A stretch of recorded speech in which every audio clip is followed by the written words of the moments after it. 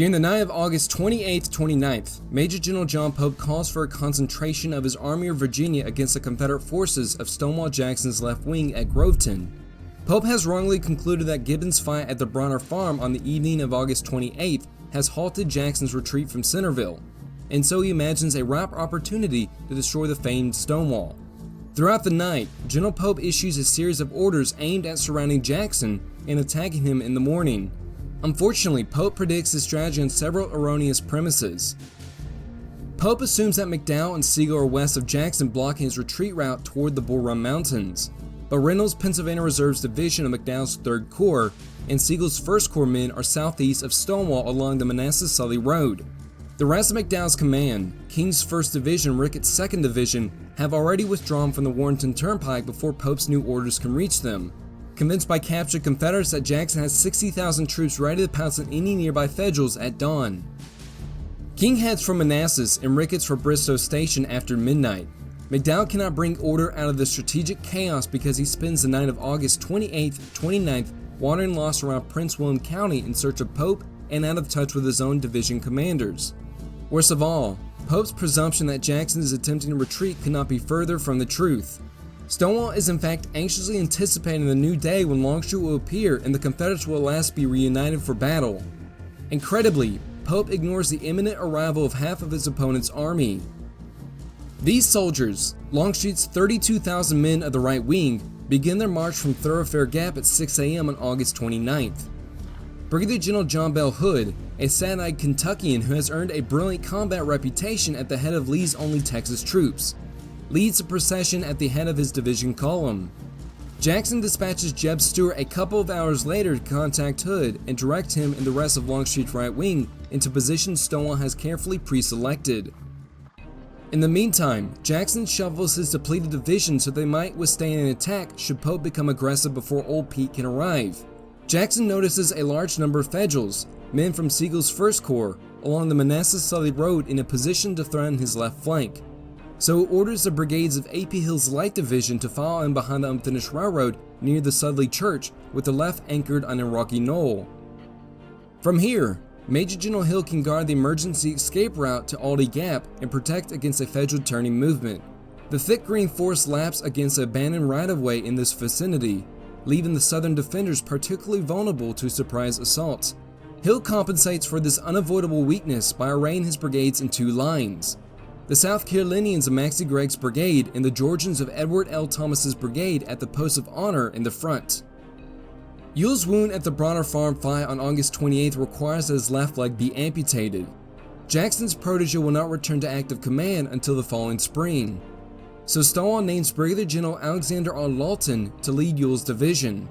Lawton graduated from West Point in 1839 but resigned his commission to attend Harvard Law School.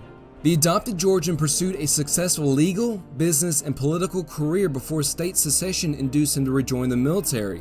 Jackson places Lawton's brigade, now under Colonel Marcellus Douglas of the 13th Georgia, and Trimble's brigade in the center of his line and orders the 2 other units, Early's brigade and Henry Fornow's 1st Louisiana Brigade, to move to the far right and act as liaisons for Longstreet's units.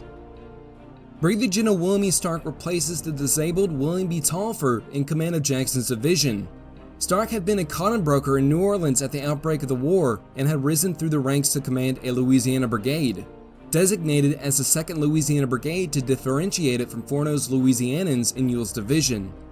Stark's 18 regiments hold Jackson's right, where expansive fields of fire and the ready-made shelter of the railroad embankment makes his position relatively strong.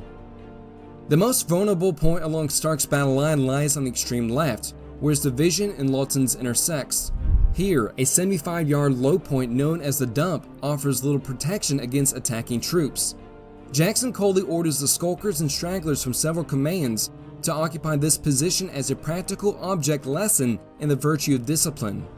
Stuart's division cavalry patrols both of Jackson's flanks, and Stonewall unlimbers as much of his artillery as can obtain a field of fire. The Confederate line along Stony Ridge and the unfinished railroad stretches some 3,000 yards defended by about 20,000 graycoats.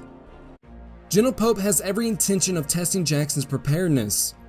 Disappointed to learn that King and Ricketts have abandoned the Confederate front, Pope sends word to Major General Fitzjohn Porter at Manassas to accompany King. Ricketts is temporarily out of the picture at Bristow and moved north towards Gainesville to regain a blocking position below Jackson's right. Porter receives these orders after daylight while lying on his headquarters cot elegantly draped by an imitation leopard skin blanket. By 10 a.m., Porter, supported by King's division, now under the command of Brigadier General John P. Hatch, leaves Manassas on the road for Gainesville to perform what Pope anticipates will be the critical movement in the ruination of Stonewall Jackson. In the meantime, Sigel and Reynolds respond to Pope's directives to attack Jackson at daybreak. These Federals, less than 12,000 strong, have only the vaguest notion of how Jackson has deployed. Sigel therefore opts to approach the Confederates along a broad front. Brigadier General Robert C. Fighting Bob Schink's 1st Division of 1st Corps, supported by Reynolds' Pennsylvania Reserve's Division and 3rd Corps, will move west on the turnpike and form Sigel's left. Brigadier General Robert H. Milroy's Independent Brigade assumes responsibility for the center, and Brigadier General Carl Scher's 3rd Division advances north on the Manassas-Sully Road on Sigel's right. Scher's men find Jackson first about 7 a.m., and the battle's second day begins in earnest. A Union officer described Carl Schurz as a pale, wide foreheaded, red-mustached, speckled, effeminate-looking German. He had sharp, hazel eyes, was thin and tall, the very pattern of a visionary, itching philanthropist, and philosophers such as disturb society everywhere with their restless conceits and babblings. This unflattering portrait fails to do justice to one of America's leading orators and abolitionist.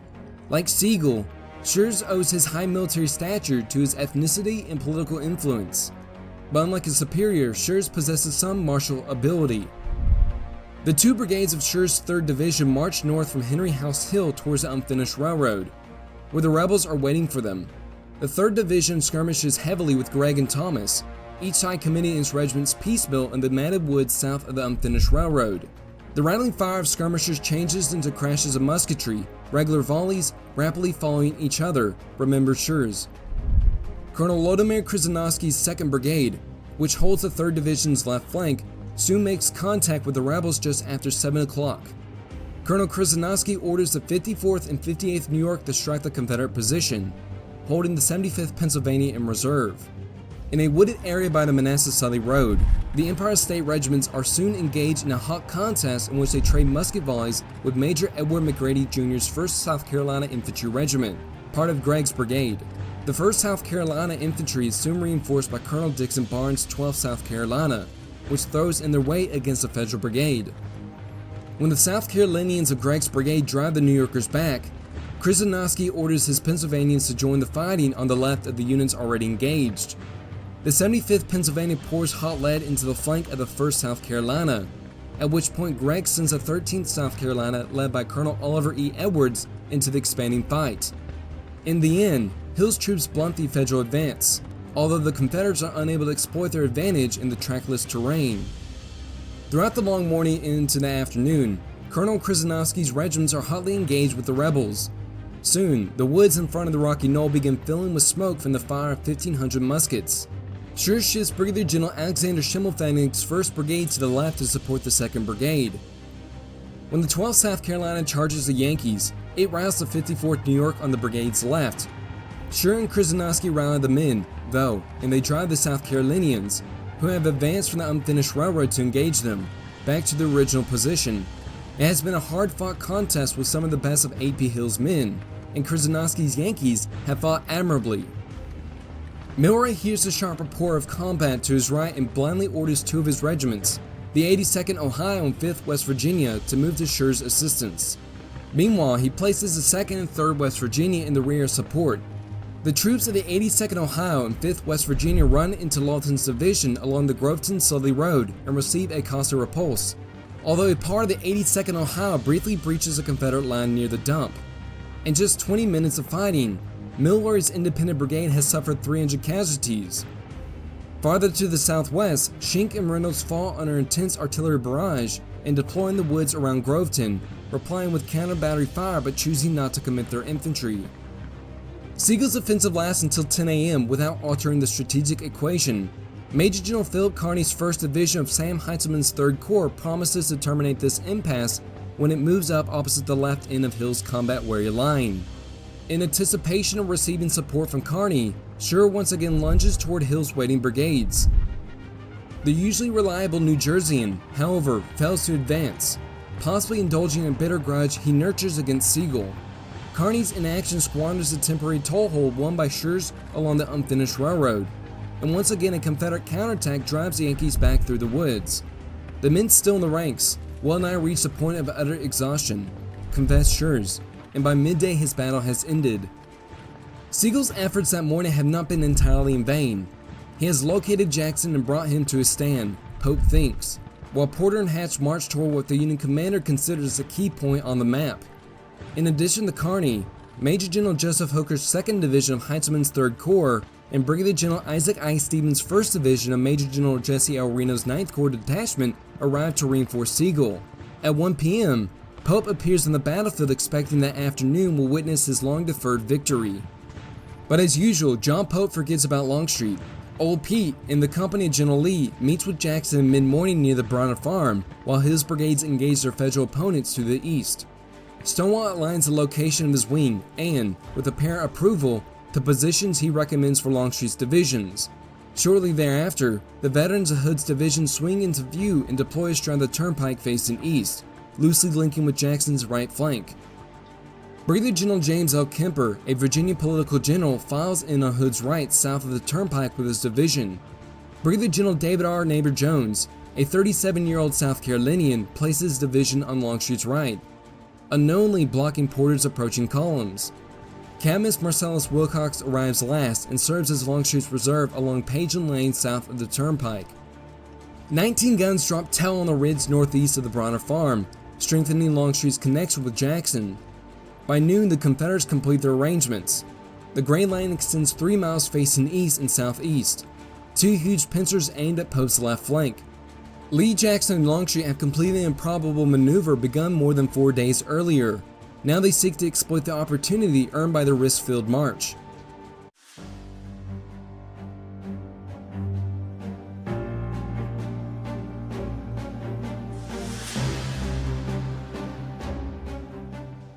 Well before Longstreet has in place his divisions, a handful of cavalry from Stewart's division blunder into Porter, Hatch, and McDowell, who are, in accordance with their morning orders, moving north on the Gainesville-Manassas Road.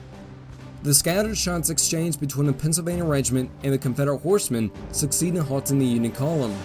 Porter now turns to receive a mounted courier bearing a message from Pope that will prove to be one of the most controversial documents of the campaign. This communique becomes known as a joint order, and Pope had written it from Centerville about 10 a.m. Directed to both McDowell and Porter, it reassigns Hatch's 1st Division to McDowell and attempts to clarify the goal of the movement towards Gainesville. But Pope employs such cautious and qualifying language in his directive that the joint order results in precisely the opposite of what he later professes to intend. Apparently, Pope envisions the scattered elements of his army converging simultaneously to challenge Jackson in his front and isolate him from Thoroughfare Gap. Sigel, Heitzmann, Reno, and Reynolds will maneuver west along the turnpike and develop Jackson's location, an operation that has already resulted in Sigel's morning combat. McDowell and Porter will reach the turnpike near Gainesville, connect with the rest of the army to the east, and strike Jackson on his supposedly vulnerable right flank. Unfortunately for the Federals, the joint order as written does not convey this conception. Instead, it instructs Major Generals McDowell and Porter to move toward, not to, Gainesville, and as soon as communication is established with the other divisions, the whole command shall halt. It may be necessary to fall back behind Bull Run to Centerville tonight. After reiterating the possible need to retreat, Pope concludes by telling his 2 subordinates that, if any considerable advantages are to be gained from departing from this order, it will not be strictly carried out. Nowhere does the joint order explicitly direct Porter and McDowell to attack.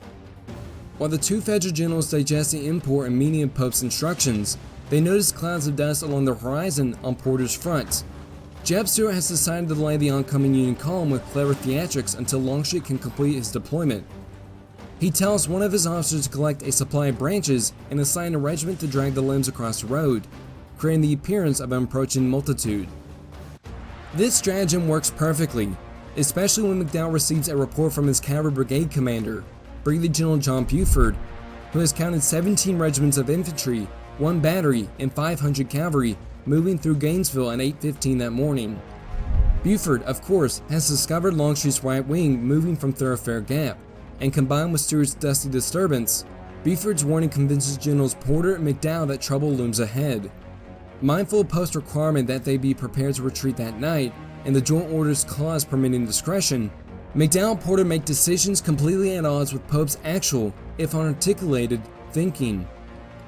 McDowell tells Porter that you are too far out already. This is no place to fight a battle.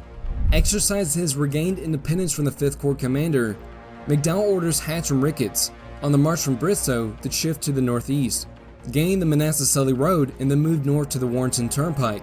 From there, General McDowell would turn westward towards the Army's left and re-establish communication with Porter. Major General Porter simply shakes out a strong line of skirmishers, readies his artillery, and rests his men, awaiting clarification of the situation from Pope, McDowell, or others, while maintaining a watchful eye for Confederate activity in his front. Porter and McDowell know full well that Longstreet has arrived opposite Porter's line of march and that Pope's joint order, confidently advising that Longstreet is still 36 to 48 hours away, is painfully in error. But for some inexplicable reason, General McDowell fails to forward Buford's report to Pope, so the Union commander remains aggressively unaware of Pope's dilemma. Moreover, Pope believes that the joint order will initiate a decisive offensive by Porter and McDowell. Thus, he will base his afternoon strategy around these two egregious misconceptions. Meanwhile, Lee and Longstreet struggle with dispersing their own fog of war. Once Longstreet's divisions reach their assigned positions, Lee immediately seeks to assume the offensive against the Federal left. Longstreet, however, demurs and suggests an investigation of the Union deployment both along the Turnpike and south of Gainesville. Lee agrees, and an hour-old Pete returns with worrisome news. The Federal line, Reynolds and Schenck, extends south of the Turnpike, covering about half of Longstreet's front. The Yankees will offer substantial if not insurmountable resistance to a Confederate attack.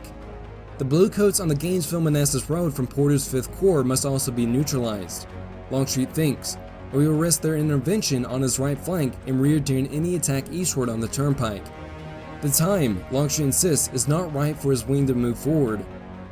Lee strenuously dissents and offers other expedients to Longstreet, who steadfastly clings to his conclusion. General Lee authorizes his engineers to re-examine the ground, but before they can depart, Stewart reports that the Union force on the Gainesville-Manassas Road does indeed present a formidable threat. This ends the Lee-Longstreet debate for the moment. There will be no attack until Lee can learn more about those Federals. Thus, Porter's mere presence undercuts Longstreet's offensive capabilities on the afternoon of August 29th. But John Pope expects more of the 5th Corps than that, much more. General Pope, of course, predicts the rest of his day's battle plans on his anticipation of Porter's pivotal assault against Stonewall Jackson's exposed right flank, a delusion of the first magnitude. Pope will authorize 4 separate offensives against Jackson's front for the sole purpose of occupying Stonewall's attention until Porter delivers his fatal blow. Despite the hollow premise of his strategy, Pope's afternoon offensives on August 29th will severely test the hard-pressed divisions of Jackson's left wing.